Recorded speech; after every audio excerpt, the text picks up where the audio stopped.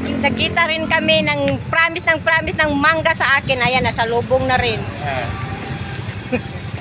Ayan. Oh, ang laki ng mangga ko! Ayan, ang mangga ko. Ilagay mo na lang dito. Tama na ito. Tama na! Napila ni siya? Oo. Pila ni siya? Wala na, libre na si mo na. Ay! Wala na siya, okay, may mangga bay. Sa Saudi pa ba ako? Ha?